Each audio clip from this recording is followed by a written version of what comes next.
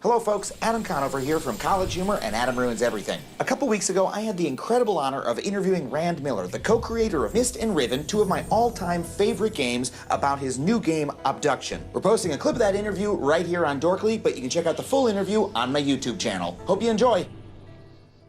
I think one of the really cool things about Cyan as a studio is that you guys not only have been like an indie studio making opinionated games, but they're in like a very specific style and have a very specific set of mechanics and like that. That's why, you know, I got excited because I was like, Cyan the studio is making a new game and they make games in a way that nobody else does, in a way that I really appreciate. And when other people make games in those ways, it's always seen as just a nod to you guys, like The Witness, or, you know, Myst has had plenty of, you know, like Myst clones or things that are reminiscent of that. And I'm just curious, what do you see as the things about Cyan, either way you're structured or like the principles of game design that you have that make that, what is the secret sauce, or is there one? That's a really good question. I think we've looked at it like over the years to try and figure it out, and we've come down to what now is affectionately known as Miller's Pillars, which I didn't make up that term, so I'm so excited to hear these. I love it. So I keep saying this, and somebody coined that phrase, but it feels like what very funny name. I'm really excited about it.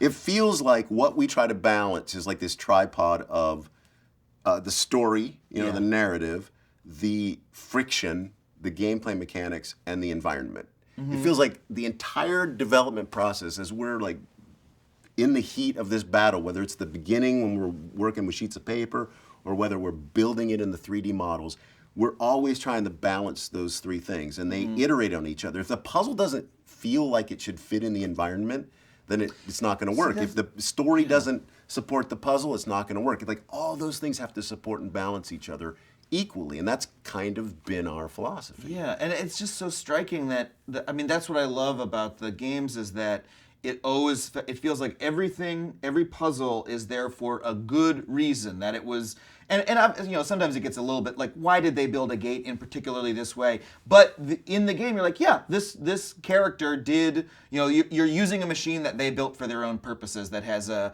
history, and even by looking at the puzzle, you understand more about the fictional world.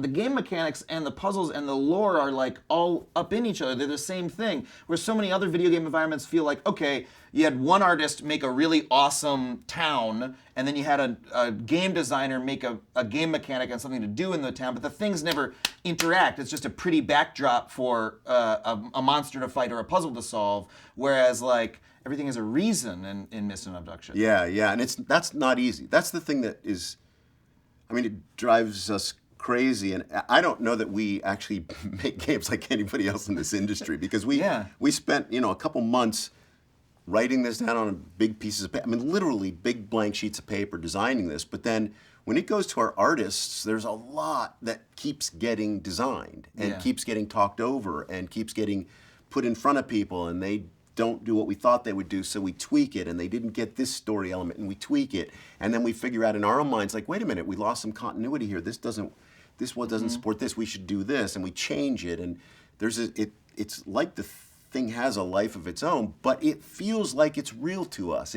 We treat this like it's a real place. Like, no, that shouldn't be there because that wouldn't be there. And we try to integrate it all. Even Richard Watson, who's kind of the game designer I've worked with for 15 years, he even goes to the extent of going back and examining everything in the initial state of the game and saying, well, how did this get set this way? Could it have been set this way? Could this gate have been closed, and then the guy who closed it got into where he was, and could this door be locked from this side and this one from this side? And he just takes pleasure in that kind of thing, which is handy. Yeah. But that's the kind of stuff that we like. It feels like a real place. Yeah, I actually really like that in Obduction, even the initial puzzles are, they say, like, this area is battened down. Like they've set everything up. They've sort of locked all the doors on purpose, in order to protect themselves, and you're trying to,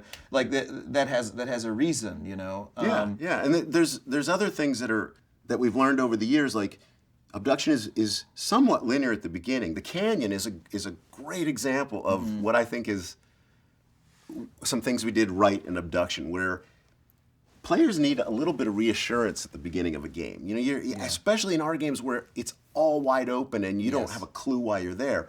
But we lead you almost in a canyon. There's only one way to go, and so you feel like, okay, I'm getting my Obduction legs on. I'll walk out the canyon, and it starts to widen out. And as it does, your options start to widen out. And just at the time that you think, I'm not sure which way I want to go, there's a little message device that says, oh, you should.